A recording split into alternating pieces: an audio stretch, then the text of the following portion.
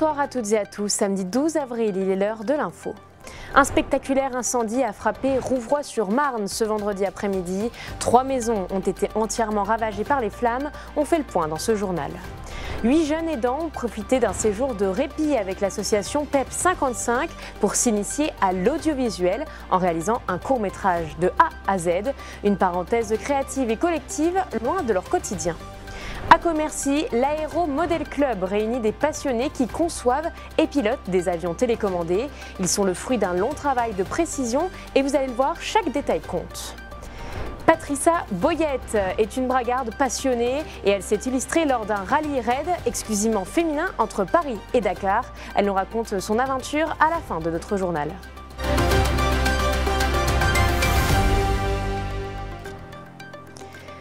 Mais avant de développer ces titres, nous allons commencer ce journal par un accident de la route dramatique qui a coûté la vie à un motard cet après-midi sur la départementale 146 à la sortie de Finvel. Une moto a percuté de plein fouet une voiture arrivant en sens inverse. Le motard, en arrêt cardio-respiratoire à l'arrivée des secours, a été malheureusement déclaré décédé sur place. Un second motard le suivait.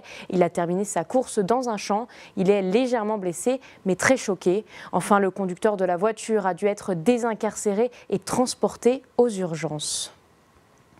Tout autre chose désormais, un incendie. L'alerte a été donnée à 16h et les flammes se sont rapidement propagées d'une maison individuelle à 2 autres logements voisins. Ce vendredi, les flammes ont ravagé 3 habitations du centre-ville de Rouvroy-sur-Marne. Un dispositif d'envergure a été mis en place pour le stopper. Les détails avec Célia Richard et Janice Gallard. Des maisons ravagées par les flammes. Au cœur du village, il ne reste plus rien de ces bâtiments. Ce vendredi 11 avril, aux alentours de 16h, un impressionnant dispositif de secours a été déployé pour stopper l'incendie. 48 sapeurs-pompiers de tout le département ont été mobilisés. Le feu a pris dans une des habitations avant de se propager et de détruire 2 des 4 maisons mitoyennes. Mon fils arrive en moto et il y avait de la fumée, donc il croyait que c'était le voisin qui avait mis, qui faisait brûler quelque chose dans le jardin. Et après, au bout d'un certain temps, on a vu un énorme nuage de fumée passer devant notre fenêtre qu'on avait juste là. Et là, on a sorti dehors et on a vu que ça brûlait, où c'est qu'à la cheminée là.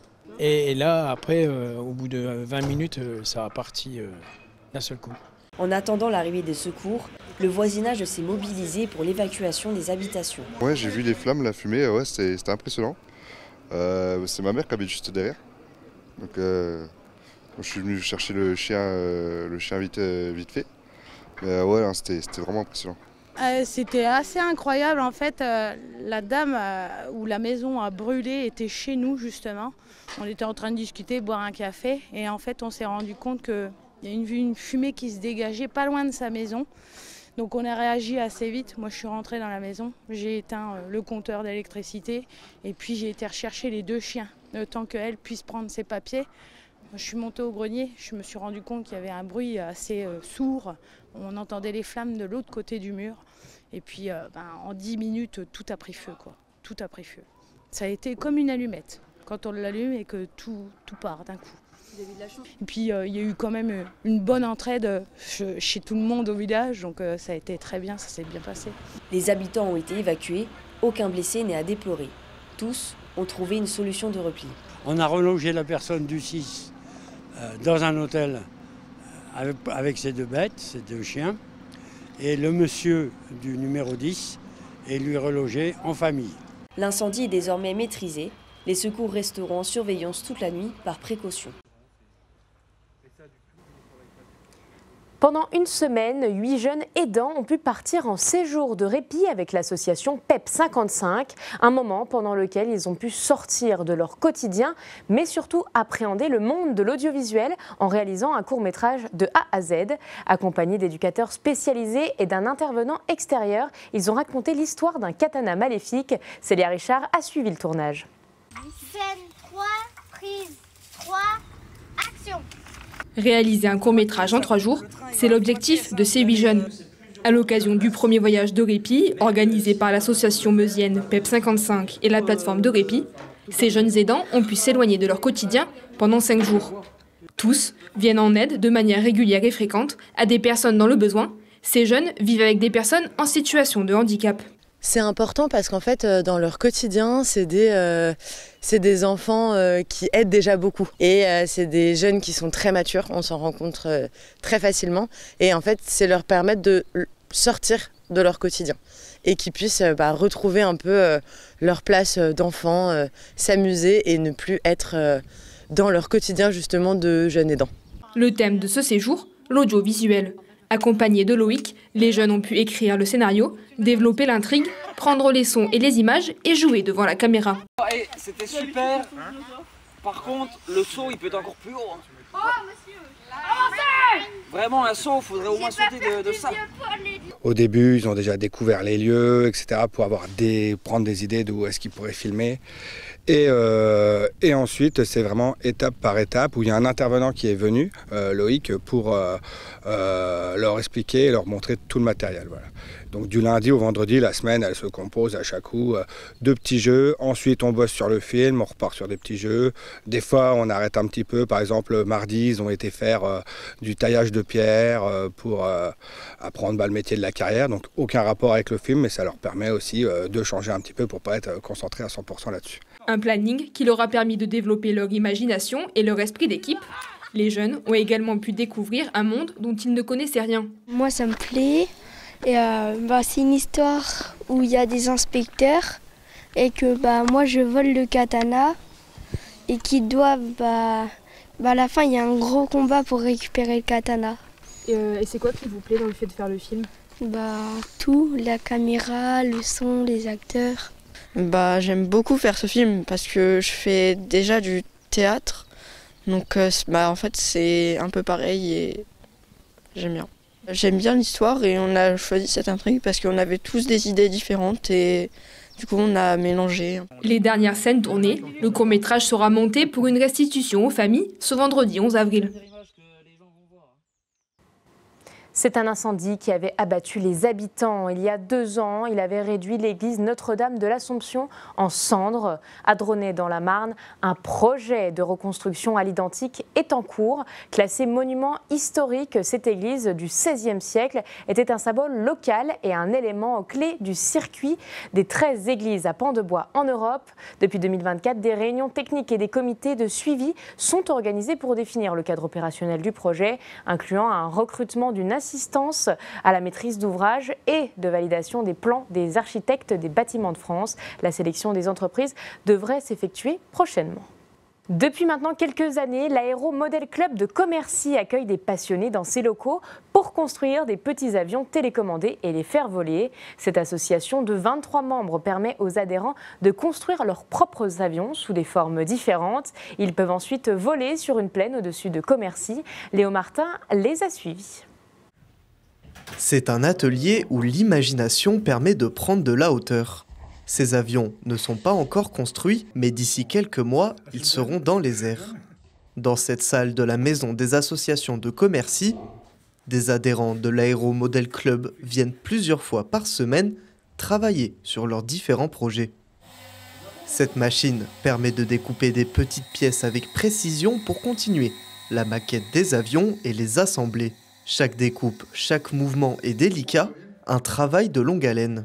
Alors ça va de quelques heures pour ce genre de modèle comme on a en arrière-plan à quelques centaines d'heures pour des modèles plus gros et plus imposants. Généralement il faut, on va dire, entre 60 et 100 heures pour fabriquer un modèle de A à Z. Alors, tout à l'heure on ira voler avec l'avion du club. Donc c'est un avion qui est équipé d'une double commande. Donc on peut essayer, on peut faire essayer les gens en toute sécurité. Donc nous on a les commandes pour décoller et une fois qu'on a décollé, on donne à l'élève et si jamais quelque chose se passe mal, on peut reprendre et rattraper les erreurs. Donc on casse rarement. Cet avion est justement un modèle à batterie rechargeable qui doit être équipé avant chaque vol. Une fois déposé sur la piste de décollage, ces 2 télécommandes permettent aux élèves et aux apprentis de se tester au vol. Tout au long de l'après-midi, les adhérents du club font voler leurs avions préférés. Celui-là est un motoplaneur. Il a une particularité, il doit être lancé par quelqu'un. Le moteur sert juste à emmener en altitude pour après faire du vol plané. Et on s'en sert aussi quand on fait du vol de pente avec les planeurs. Donc le vol de pente, c'est un peu comme les parapentes. Vous voyez, ils sont au bord d'une pente et ils longent la pente. Alors le plaisir, c'est que ça apporte une très grande concentration. Parce qu'on est focalisé sur ce que l'on fait avec son modèle. Tout simplement pour ne pas le mettre par terre. Parce que ça coûte quand même un peu d'argent, donc on évite de le mettre par terre.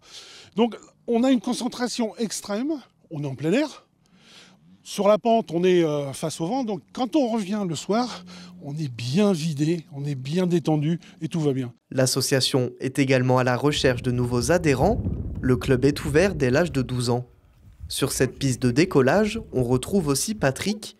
Il fait voler son avion à essence qu'il a construit lui-même.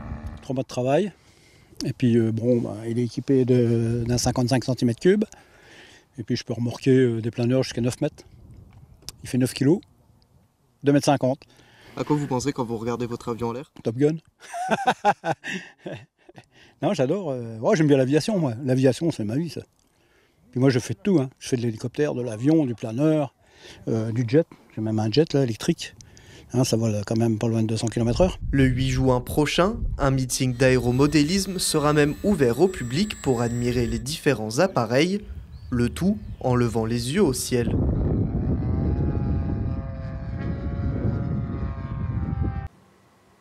Ces deux femmes se sont lancées dans une aventure incroyable, une sorte de Paris-Dakar 100% féminin. Patricia Boyette est bragarde et elle a participé à l'Aventura Cup. Regardez son interview réalisée par Paul Deswatines. Ce soir, nous recevons Patricia Boyette. Vous avez participé au Rallye Raid Aventura Cup 2025. Bonsoir. Bonsoir. Alors, pourquoi avoir décidé de faire ce Rallye Raid ? Le rallye de Paris à Dakar, ça reste quand même quelque chose de mythique. Et avec Christelle, on a décidé de participer parce que voilà, c'était quand même quelque chose d'exceptionnel de pouvoir, en tant que femme, faire un pari de Paris à Dakar. Voilà, justement, alors vous l'avez dit, Christelle Margan, c'est votre coéquipière. Oui. Est-ce que c'est pas trop compliqué d'être 10 heures, 15 heures par jour avec quelqu'un dans une voiture enfermée ? Alors, il faut bien s'entendre. Oui, des fois, ça peut être compliqué. C'est vrai que nous, on a la chance, on est assez complémentaires. On s'entend bien, on se permet, on prend soin de l'une comme de l'autre. Et c'est ce qui fait peut-être le charme et on ne se crève pas le chignon, donc ça se passe très bien. Et comment ça se passe justement? C'est pas le premier que vous faites avec elle. Comment ça se passe la préparation d'un rallye de 3 semaines comme celui-ci? Donc on prépare déjà notre 3e équipier, donc notre 4x4. Donc on prépare tout ce qui est mécanique, on fait la préparation mécanique, les révisions du 4x4. On prépare aussi toutes nos pièces de rechange et on prépare donc nos caisses pour le manger, le bivouac, tout ce qui est hygiène et alimentation. Beaucoup de préparation. Beaucoup de préparation. Oui. Donc ça, vous l'avez dit rapidement, c'est un rallye 100% féminin. Est-ce que c'est important pour vous de participer à ce genre de rallye et qu'il n'y ait que des femmes? Oui, c'est important pour moi, parce que je trouve que c'est le fait de se retrouver en femme, ça nous permet de prouver qu'on est capable de faire plein de belles choses. Et aussi, il y a des femmes qui ont des parcours parfois compliqués et ça leur permet comme à nous toutes, de se prouver qu'on est capable de faire et de prouver aux autres qu'on est capable aussi de faire de grandes choses. Et à titre personnel, vous, qu'est-ce que vous recherchez quand vous participez à un rallye? De se prouver qu'on est capable de réaliser vraiment des choses autres que sa vie quotidienne de tous les jours. On peut aller jusqu'au bout, jusqu'à quel point on peut vivre des moments très intenses et très compliqués et aller jusqu'au bout de soi-même, quoi. Est-ce que vous, justement, vous parlez de choses compliquées, est-ce que vous avez des difficultés particulières cette année lors de ce rallye raid? Nous, personnellement, non, on n'a pas rencontré de choses particulières. Quelques tankages dans les dunes, parce que voilà, le sable était très compliqué. Mais au niveau mécanique, on avait un super 4x4, donc il n'y a pas eu de casse. Pas de casse, mais c'est vrai que certains équipages, oui, ont eu des casses ou ont eu des choses comme ça. Mais nous, non, ça va. Ça a roulé. Ça s'est bien passé. Tout s'est bien passé. J'imagine qu'il y a eu quand même quelques difficultés. Pour vous, quelles sont les grandes difficultés? Est-ce que c'est l'orientation? Est-ce que c'est le fait que ça dure 3 semaines?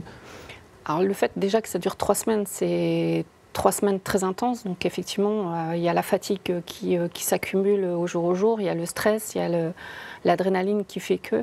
Mais effectivement, c'est le fait que ça soit 3 semaines, c'était très long. Et il faut vraiment puiser au fond de soi pour pouvoir continuer. Et c'était... Voilà. C'est pas le premier que vous faites de rallye raid, vous en avez fait d'autres. J'en ai fait d'autres. Oui. Et à titre de comparaison, celui-là, est-ce que c'est plus dur. Plus dur, oui. Par la longueur et le paysage et les dunes, parce que nous on est très, très dunes, et était très compliqué aussi. Mais on a vu des paysages magnifiques, vraiment magnifiques. Vous l'avez dit, ça s'est quand même bien passé au global. Est-ce qu'il y a eu un passage en particulier, peut-être les dunes, que vous avez plus apprécié que d'autres ? Alors au niveau technique, oui, on a apprécié, nous on apprécie beaucoup les dunes parce qu'on est plus spécialisé boussole, carte et boussole avec Christelle. Et donc on a fini première de cette étape de sable, donc c'était important pour nous. Oui, il y a toujours un aspect aussi compétition, même si j'imagine qu'il y a l'expérience qui rentre en compte, il y a toujours cet aspect un petit peu compétition avec les autres équipes. Dès que vous mettez le casque, il y a toujours un petit peu de compétition quand même si vous n'y allez pas spécialement pour ça, mais vous avez quand même, l'esprit compétition est toujours un peu là. On a envie d'aller au maximum de soi et de prouver qu'on peut aller faire un maximum de place quand même. Est-ce que vous êtes contente justement de vos 3 semaines de course ? Ah oui, très contente, oui. Non, on a fait un très beau parcours et c'était super. Et donc, durant ces 3 semaines aussi, ces 3 semaines de course, il y a eu un côté un petit peu humanitaire aussi, avec une journée notamment en Mauritanie. Racontez-nous un petit peu. Alors, on a été dans une salle de classe en Mauritanie. En fait, on a apporté des affaires d'école pour les enfants parce qu'ils n'ont pas grand-chose. Surtout, c'était dans un tout petit village. Donc, on a apporté des affaires d'école, des habits, des jouets, parce que les petites filles n'ont pas beaucoup de jouets. On a apporté des affaires pour le maître d'école qui, lui aussi, c'est compliqué. Et on a apporté des peintures, des pochoirs, et on a repeint toute une salle de cantine pour mettre un peu de gaieté dans leur journée à l'école. C'était une belle expérience aussi ? Très belle expérience. Les petites filles étaient magnifiques, c'était très, très bien. Quelles images vous gardez de cette journée, mais aussi de ces 3 semaines de course ? Cette journée, c'est les enfants qui nous ont chanté une chanson à la fin de cette journée, et puis d'avoir joué au foot avec eux, d'avoir fait la corde à sauter. Bon, voilà, c'était super, ils étaient contents, et de voir leur sourire, c'est agréable. Est-ce que vous avez prévu, peut-être pas cette année, mais l'année prochaine, de reparticiper à l'Aventura Cup ou un autre rallye raid avec votre coéquipière Christelle ? Alors là, on repart fin mai. On repart faire un rallye de 3 jours, mais là, c'est pour les dons, c'est pour le cancer. L'année prochaine, non, c'est encore pas prévu. Pas prévu pour l'instant. Pas pour l'instant. Eh bien, écoutez, on vous souhaite bonne route pour le mois de mai, et puis je vous remercie d'être venu sur notre plateau. Je vous remercie à vous. Merci. C'est la fin de votre édition, merci de nous avoir suivis. Demain, vous retrouverez Cyril Viguier pour le Grand JT des Territoires. C'est à partir de 12h. Tout de suite, la météo. L'information continue sur puissancetélévision.fr. Bonne soirée.